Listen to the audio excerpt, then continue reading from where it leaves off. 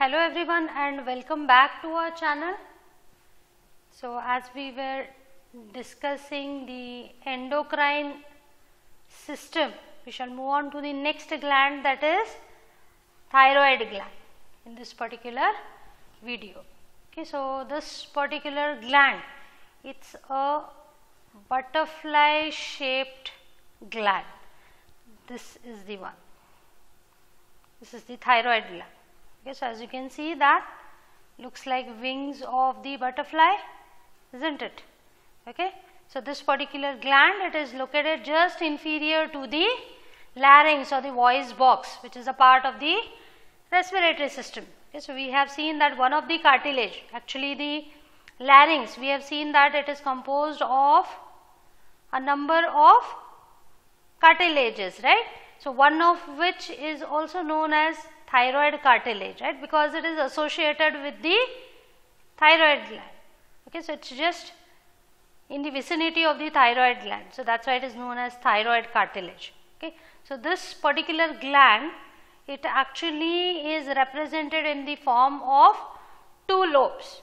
Okay, so there are two lateral lobes, the right lateral lobe and the left lateral lobe, and these two lobes are joined together by an area known as the isthmus. Yes, isthmus means a narrow passage. Okay, and in about 50% of the thyroid glands, there is a small third lobe also which is seen. Okay, this is not seen in all the thyroid glands, okay, but in a few, this particular third lobe is also seen. That is known as the pyramidal lobe of the thyroid gland. Okay, because it's slightly pyramidal in shape, the conical in shape, this particular third lobe. Okay, so it extends superiorly from the isthmus of the thyroid gland, and the normal mass of the thyroid is 30 grams. Now coming to the histology of the thyroid gland. So it comprises of mostly the small microscopic spherical sac-like structures, and these are known as thyroid follicles. So most of the gland is made up of this thyroid follicles. As you can see, this particular structure, okay, this one. So that's the thyroid follicle. So this particular follicle, the sac-like structure, it is lined by a number of cells.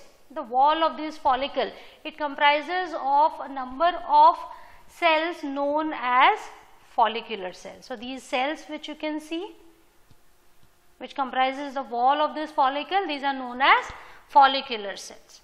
Okay, and surrounding these follicular cells is the basement membrane. This is the one, this membrane. Now the shape of these follicular cells, so what type of cells these are? So usually the shape is low cuboidal to squamous. Okay, so these are flattened in shape actually, but when they are stimulated by the TSH and when they become active in secretion, the size will range from cuboidal to low columnar in shape. So their size slightly increases, and their hormone production and secretion is also increased. Okay, so these follicular cells, they are responsible for production of two hormones, that is thyroxine is the one hormone. This particular hormone is also known as tetraiodothyronine, or it is also known as T4. Now why it is known as tetraiodothyronine? That's because it contains 4 atoms of iodine.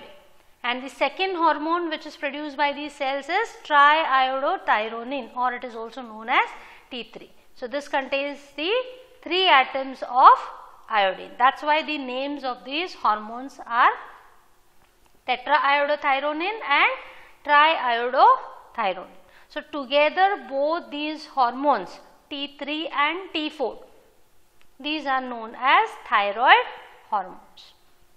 Now apart from these follicular cells, there are one more type of cell which is present over here, that is parafollicular cells, or these are also known as C cells. So these cells are interspersed in between the follicles. As you can see, this is one of the follicle, these are the neighboring follicles, right.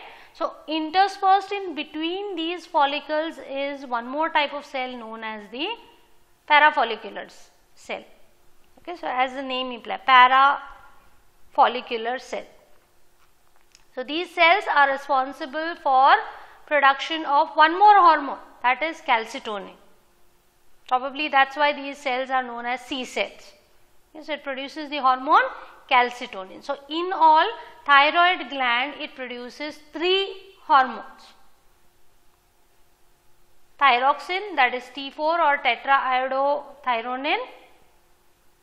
Second one is triiodothyronine, T3 and T4, which are produced by the follicular cells, and the third hormone is produced by the parafollicular cells, and that is known as calcitonin.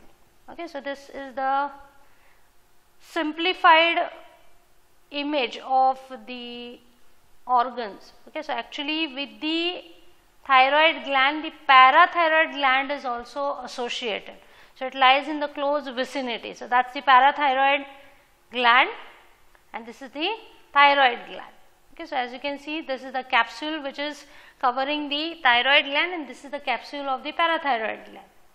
As you can see, these are the follicles, thyroid follicles, and these are the follicular cells which are lining these wall of these follicles, and in between the follicles lie the parafollicular cells, and as you can see that it is richly supplied by blood, correct. So there are a lot of blood capillaries around these follicles, okay, thyroid follicles.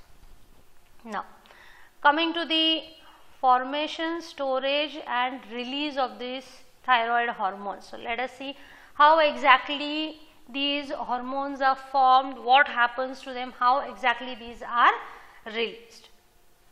Okay, so this particular gland, thyroid gland, it is the one which has the largest stores of the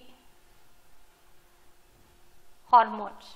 Okay, so as much as it can supply 100 days, for 100 days, that much amount is stored by this particular gland.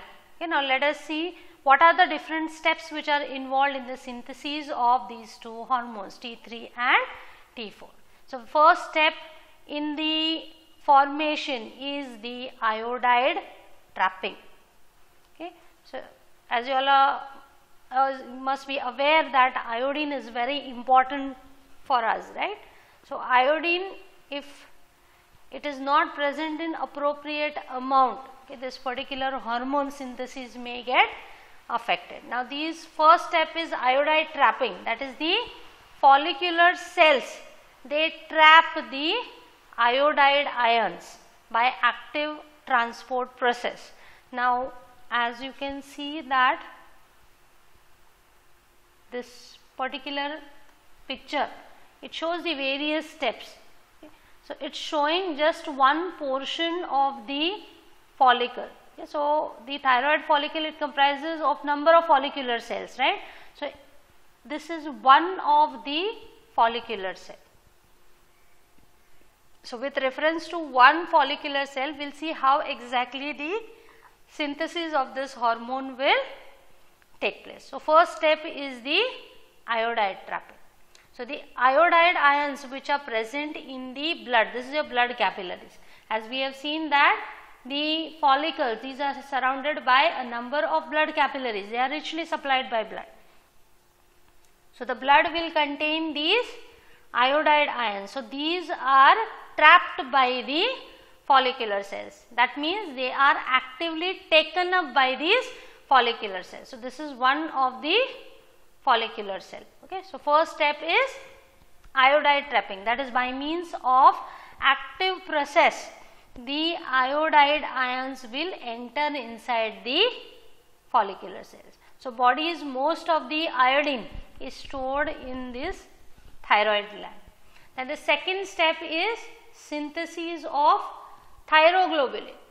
Okay. Actually this particular step, it occurs simultaneously. So as the iodide ions are getting trapped into the follicular cells, that is as these ions are being taken up by the follicular cells. At the same time, the synthesis of thyroglobulin or TGB is taking place.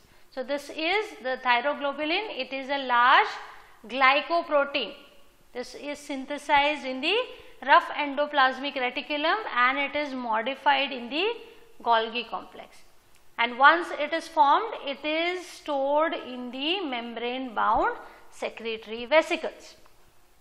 So, it is packed, and by the process of exocytosis, these vesicles, okay, now what is the process of exocytosis? It will be moving out of the cell. Now, what happens, how does this process take place? So, this vesicle, it will come near the membrane, it will get fused with the membrane and this outer portion will break open, so that whatever is stored within the vesicles, it will get released. Okay, so, thyroglobulin, which is actually being produced in the rough endoplasmic reticulum, modified by the Golgi complex, and then it is packed into these vesicles. So, these vesicles, they will carry it towards the membrane and it will release it into the lumen of the follicles. Okay, so, it is released. These are the thyroglobulin molecules, okay, which are being released into the lumen of the thyroid follicles. Okay. Now, the next step is the oxidization of the iodide. Now, why this oxidization of your iodide ion is taking place? Okay. Iodide ion, it has a negative charge on it, right? Now, this thyroglobulin which is formed within the follicular cells, this, if you consider the structure, it will comprise of the amino acids, right? So, some of the amino acids present in this structure are tyrosine. So, there are number of tyrosine molecules which are present over here. Amino acids are present in this thyroglobulin molecule. Now, it is these tyrosine molecules which will get iodized. So, this iodide ions which have entered into the follicular cells, it will get bound to these tyrosine molecules which are present, okay, throughout the thyroglobulin. But the condition is that the negatively charged iodide ions, they cannot bind to this tyrosine. So, for the iodide ions to get bound to the tyrosine, it must first undergo the oxidation process, that is the removal of electrons. Okay, so, it should get converted to iodine first, then and only then it can get bound to this tyrosine. So, these iodide ions will undergo oxidation and will get converted into iodine, and followed by that it will be passed into the lumen of the follicles, right. Okay. After the oxidation of the iodine, now it is in a molecular state, right, I2. Our next step is the iodination of the tyrosine. Now, the condition is fulfilled, right. For the iodine to get attached to these tyrosines, what is the condition? The charge, the negative charge needs to be removed. Now, by the process of oxidation of the iodine, this negative charge has been removed and it has got converted into iodine molecule, right. So, now this iodine, molecular iodine, can react with the tyrosine. Now, where is this tyrosine present? It is present on the thyroglobulin, right. Okay, so, these tyrosine will get bound to the iodine atom.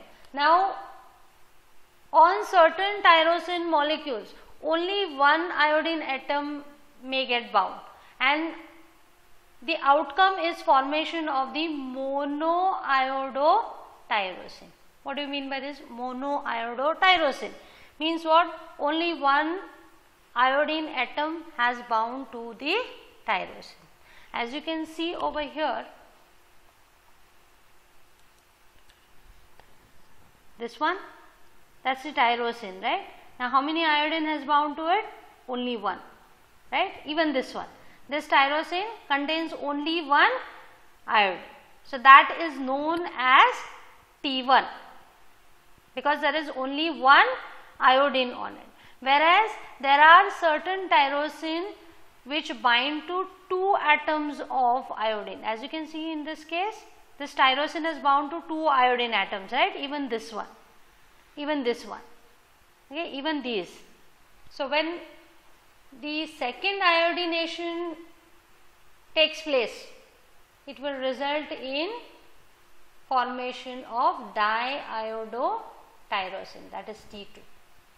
Okay, so when one iodine will bind, it will result in formation of T1, that is monoiodotyrosine, this one. And when 2 atoms of iodine will bind to the tyrosine in the thyroglobulin, it will result in formation of diiodotyrosine or T2. Okay, so with this iodine molecules or the iodine atoms bound to these tyrosine, the thyroglobulin, it forms a sticky material that starts accumulating within the lumen of the follicle, and that sticky material is known as colloid. Okay, so likewise a number of thyroglobulin will be present which will get iodinated. Okay, iodination of the tyrosines will take place and forms a sticky material, and that is known as the colloid. So accumulation of the colloid will take place in the lumen of the thyroid follicles. Then the next step, so iodination of tyrosine has taken place now to form the T1 or T2 depending upon number of atoms which are binding to the tyrosine, correct. Now next step is coupling of T1 and T2. So these tyrosine molecules which are present within the thyroglobulin, now coupling of these T1 or T2 will take place in differential method. Now 2 types of coupling can take place. Okay, so this is the last step in the synthesis of the thyroid hormone. Okay, now when 2 T2 molecules join together, okay, as in this case, it will result in formation of T4. What is T4? Yes, it is thyroxine or tetraiodotyrone, correct. And when one T1 and one T2 will join together, it will result in formation of T3, that is triiodotyrone.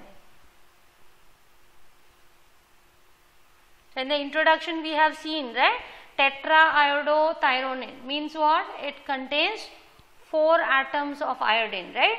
From where these 4 atoms have come now?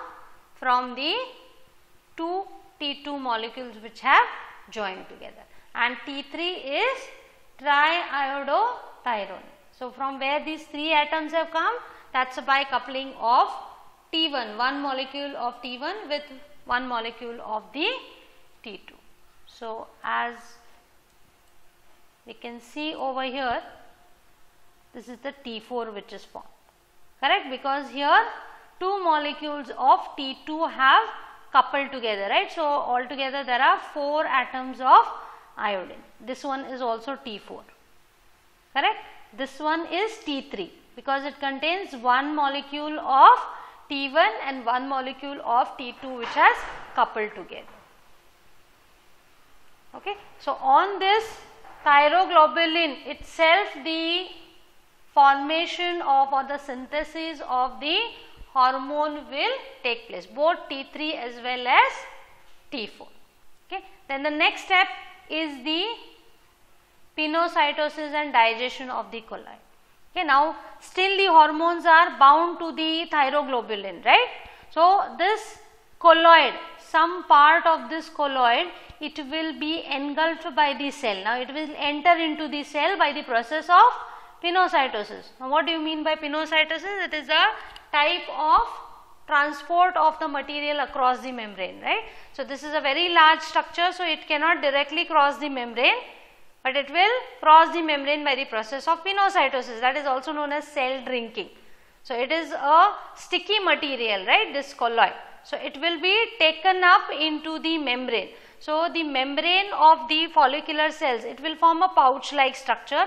into which this colloid will enter. So along with this thyroglobulin, to which this T3 and T4 are attached, it will be engulfed by the cell by the process of pinocytosis. Now what will happen after this? It has now entered into this pouch like structure. So after this what will happen? This particular membrane, it will get sealed together, this vesicle will join together and it will enter into the cell. This process is known as pinocytosis. Now once inside the cell, this colloid, it will merge with the lysosome.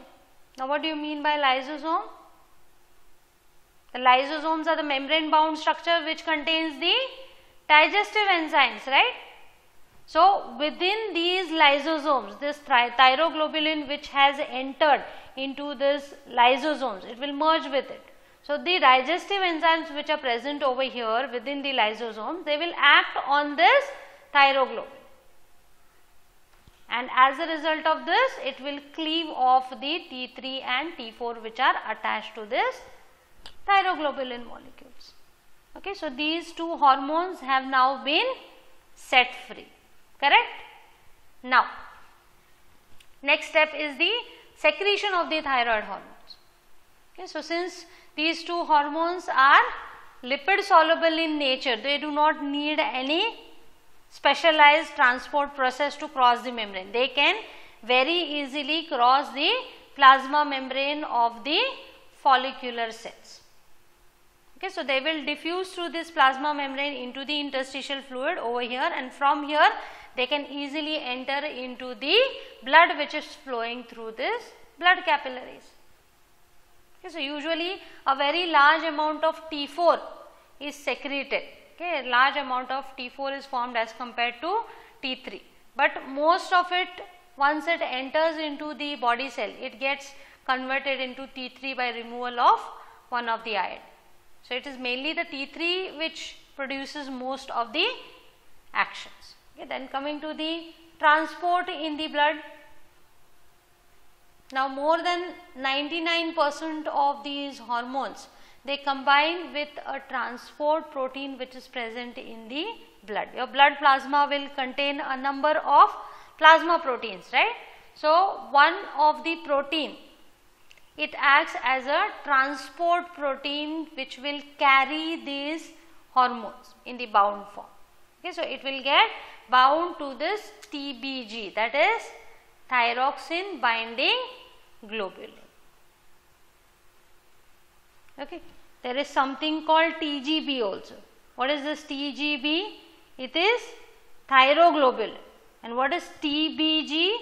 It is thyroxine binding globulin. It is a transport protein. Okay, TGB is the structure onto which actually the iodination and the formation of the hormone will take place, whereas TBG, it is the transport protein which is present in the blood to which the hormones will get bound to, and it will get transported in the blood and it will reach its target site. Okay, so this to do with the synthesis and the release and the transportation of the thyroid hormones, and coming to the actions of the thyroid hormone. So let us see what are the different types of actions exerted by these thyroid hormones. Now, as we have seen in the introduction that a particular hormone acts on only those cells which contain the specific receptors for these hormones, right? Now, most of the body cells, they have the receptors for these thyroid hormones, both for T3 and T4. Okay, so the actions which are produced by the thyroid hormones is widespread. Okay, they will produce their effects throughout the body. Okay, coming to the first action produced by the thyroid hormone, that is they will increase the basal metabolic rate, okay, BMR. We have considered this under the energetics, right? So what is BMR? Yes, it is the rate of oxygen consumption under standard or basal condition, means when you are awake, at rest and fasting. Okay, so it increases the basal metabolic rate, the metabolic rate of almost all the cells of the body will increase by stimulating the use of cellular oxygen to produce more and more ATP. So, energy is getting generated. Okay, so, when this BMR increases, the cellular metabolism of the carbohydrates, lipids and proteins will also increase. Okay, then coming to the second major effect of these hormones, that is, it stimulates the synthesis of sodium potassium pumps. Now, what is the sodium potassium pump? If you all can recall, what is it? It is actually a transporter, right, which will transport the sodium and potassium ions, right, and it has an ATPase activity, that is, it can hydrolyze the ATP because energy is required, because these ions are pumped against their concentration gradient.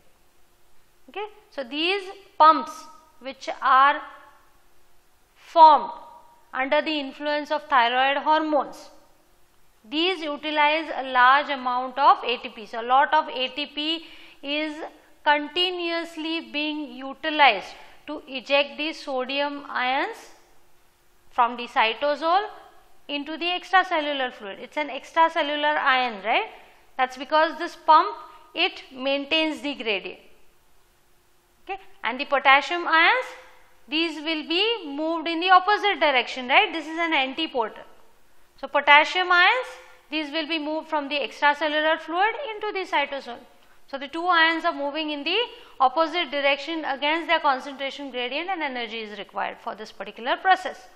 So, the cell, it produces and utilize a lot of ATP for this particular process of transport by this sodium potassium pump across the cell. So, as a result of this utilization of the energy, more and more heat is given up, and that is why the body temperature rises. So, this particular phenomenon is known as calorigenic effect. Okay, so, by this calorigenic effect, the thyroid hormone will help in maintenance of the normal body temperature. So, this is the reason why certain mammals can survive in the freezing temperatures.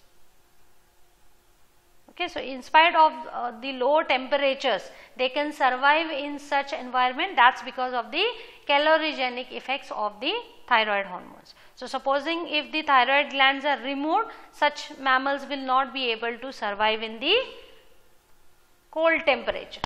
Okay, then coming to the next action, that is the regulation of the metabolism. So, thyroid hormones, they stimulate the protein synthesis. Also, they increase the glucose and fatty acid utilization for the ATP production. Apart from that, the lipolysis also is increased and they enhance the cholesterol excretion. So, that is how it reduces the cholesterol level of the blood. Okay, so, these are all the metabolic changes. Protein synthesis is increased, utilization of the glucose and fatty acid for the ATP generation, and lipolysis is promoted. Apart from that, excretion of the cholesterol is also enhanced. Next action is the enhancement of certain actions of the catecholamines. If you all can recall, catecholamines, these include the epinephrine and norepinephrine and the dopamine. Okay, so, norepinephrine and epinephrine, actually these are the hormones, correct. So, these which are produced by the adrenal glands, okay, these are collectively known as catecholamines. So, some of their actions may get enhanced due to the upregulation of the receptors on which they act, that is the beta receptor. One of the type of receptor on which these act is beta receptor. There are two types actually, alpha and beta.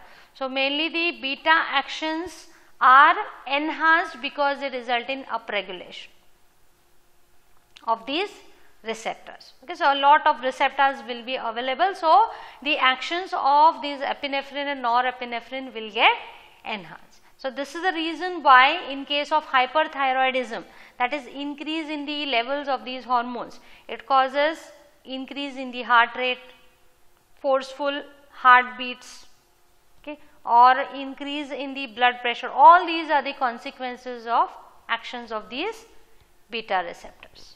Okay. Apart from that, along with the human growth hormone and insulin, okay, remember the human growth hormone, it is the hormone which is secreted by the, yes, by the anterior pituitary gland, right. Okay, so along with this human growth hormone, we have seen that IGF will get released and it will promote the cellular growth. So along with human growth hormone and insulin, which is produced by the pancreas, the thyroid hormone will accelerate the body growth. Okay, particularly the growth of nervous and the skeletal systems is promoted. So in case of deficiency of these hormones during fetal development, when the baby grows or during in the mother's womb or during the infancy or childhood, if there is any deficiency of these hormones, it will result in severe mental retardation, because the nervous system development is promoted by the thyroid hormones. Also the skeletal system, that is the bone growth, is also promoted. So stunted bone growth will take place if at all there is any deficiency of these hormones. Okay, so these are the actions. Coming to the control of the thyroid hormone secretion, let us see how exactly the release is controlled. So as we have seen under the pituitary gland, the anterior pituitary lobe, which secretes a lot of stimulating hormones, right, thyroid stimulating hormone, melanocyte stimulating hormone, corticotropins, okay, and so on. So the hormones from the pituitary, the anterior pituitary, are actually stimulating the synthesis of hormones and the release of the hormones, correct, of the other endocrine glands. So that is why it was considered as the master gland. But later on it was seen that there are several releasing and inhibiting hormone which are produced by the hypothalamus, which in turn will control the anterior pituitary, right. Okay. So as we have seen that there are stimulating and releasing hormones. So one of the releasing hormones is the thyrotropin releasing hormone. Now what do you mean by thyrotropin? Thyrotropin is another name for the thyroid stimulating hormone, right, TSH, which is produced by the anterior pituitary. So this in turn, its release in turn is promoted by a hormone which is produced by the hypothalamus, that is thyrotropin releasing hormone. So it will promote the release of this TSH from the anterior pituitary. So this in turn, what it will do? What is the function of this TSH? As we have seen that it will promote the synthesis and release of the thyroid hormone from the thyroid gland. So let us see how exactly the release of this thyroid hormone is controlled. Okay, what controls the synthesis and release of these hormones? Okay. Now in case if the levels of this T3 and T4 go below normal, when the blood levels are low, or if the metabolic rate is low, this will result in stimulation of release of this TRH. What is TRH? Thyrotropin releasing hormone. So more and more TRH will be released from the hypothalamus. So what is the function of TRH? Thyrotropin releasing hormone. It will act on the anterior pituitary, right. So it will enter into the capillary network. As we have seen, there are two capillary networks. There is a portal system. So through the portal vein, it will be carried into the secondary capillary network which is present in the anterior pituitary lobe, and it will be released over here. So it will act on the what type of cells? There are 5 types of cells, right. So it will act on the thyrotropes to synthesize and secrete the TSH. Okay, so TRH will promote the release of this TSH, that is thyroid stimulating hormone.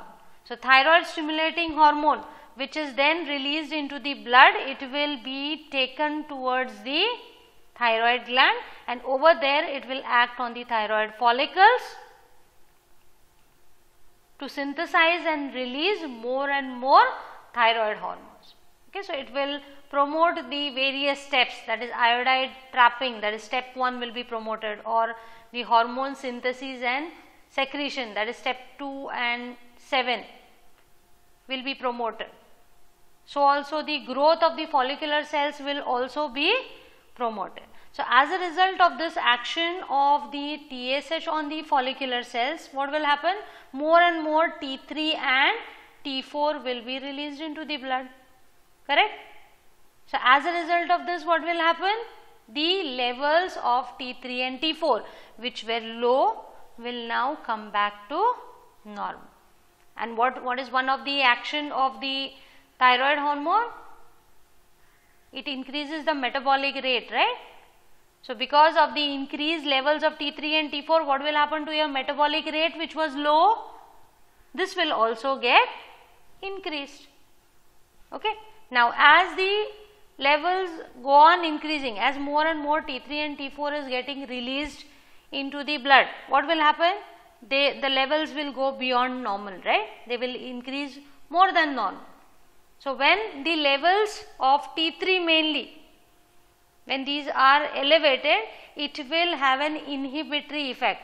There is a negative feedback inhibition which in turn will control this release of T3 and T4. So, how it will control? What do you mean by negative feedback?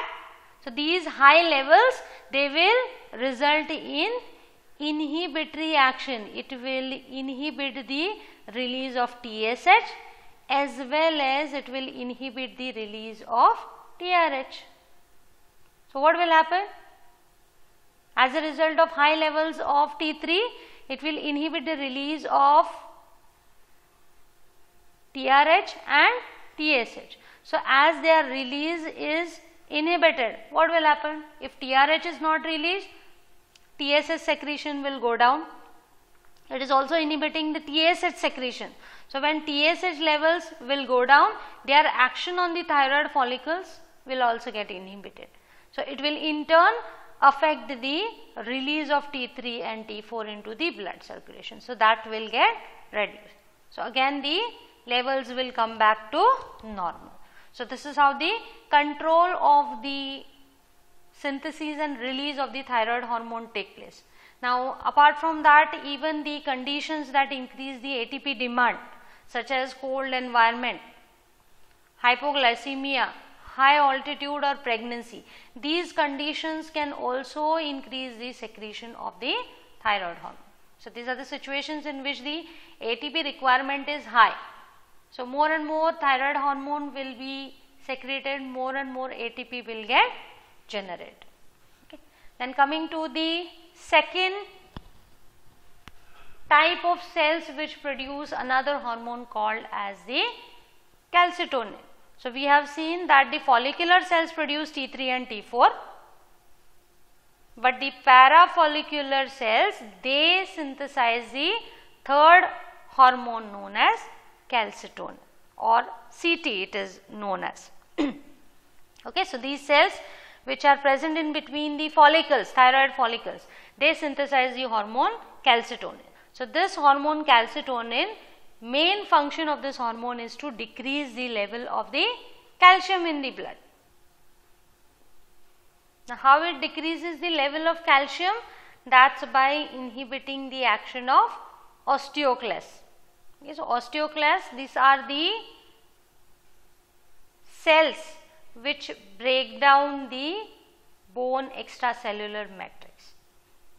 Okay, so, these result in the resorption of the bones. So, more and more calcium from your bones, it will be released into the blood. Now, what calcitonin is doing? It is inhibiting their action, right. So, this bone resorption by the osteoclast, that will be reduced, correct. So as a result of this, what will happen to your blood calcium levels? Yes, it will get decreased. Okay, and the secretion of this calcitonin, it is controlled by the negative feedback mechanism. This hormone levels will decide the amount of the calcium in the blood, right? So when the levels of CT is high, what will happen? What it does, it inhibits the osteoclast, right? So as a result of this, the levels of the calcium will be reduced because the resorption from the bone is getting inhibited. Okay, so calcitonin will lower the amount of blood calcium as well as phosphate because it inhibits the bone resorption by the osteoclast. So it will inhibit these osteoclasts and it will result in lowering of the blood calcium levels. Also, it will accelerate the uptake of the calcium and phosphates into the bone extracellular matrix. Okay, so that is also one more reason why it will reduce the levels of the calcium and the phosphate in the blood. Now, for this reason, okay, it is actually preventing the resorption of the bone, right? So if the bone resorption is increased, what will happen? It is destroying your extracellular matrix, right, of the bone. So what will happen to your bones? Of course, they will become weak, right? So such particular condition is known as osteoporosis, wherein there will be excessive resorption of the bone due to the action of these osteoclasts. Okay, so one of the extract of the calcitonin, miacalcin, this has been tried in this particular condition. Okay, so it is 10 times more potent than calcitonin in preventing the resorption of the bone. So it has been prescribed in this particular condition. Okay, to summarize the hormones of the thyroid gland, follicular cells, they produce two types of hormones, right? That is T3 and T4, triiodothyronine and thyroxine. Okay, together these hormones are known as thyroid hormones. So their secretion is controlled by the TRH, that is thyrotropin releasing hormone from the hypothalamus, which in turn will stimulate the release of TSH. Okay, and this in turn will promote the secretion of the thyroid hormones. Okay, apart from that, low metabolic rate, cool environment, pregnancy, high altitude, these will also result in increase in the secretion, whereas the TRH and TSH secretions, these are inhibited in response to high levels of this hormone. Okay, that is the negative feedback mechanism will come into picture. So this is how the release or the secretion is controlled. Then coming to the actions, as we have seen, main action is increase in the BMR. Also it increases the synthesis of proteins, utilization of glucose and fatty acid for ATP production, increases lipolysis, enhances cholesterol excretion, accelerates the body growth along with other hormones, and also contributes towards the development of the nervous system as well as the skeletal system. And the third hormone which is produced is calcitonin, that is CT, produced by the parafollicular cells. So their secretion or this hormone secretion, it is controlled by the high blood calcium levels. So high blood calcium levels will stimulate the secretion, whereas low blood calcium level also controls the secretion, it will inhibit the secretion. Okay, so what is the main function of this particular hormone? That is to lower the blood levels of calcium and the phosphate. How it does? It inhibits the osteoclast, that is how it inhibits the bone resorption and also accelerates the uptake of calcium and phosphate by the bones. So these are the actions of various thyroid hormones. So we have seen the thyroid gland, which produces three hormones, T3, T4 by the follicular cells and the calcitonin by the parafollicular cells. This is the reference. Thank you for watching.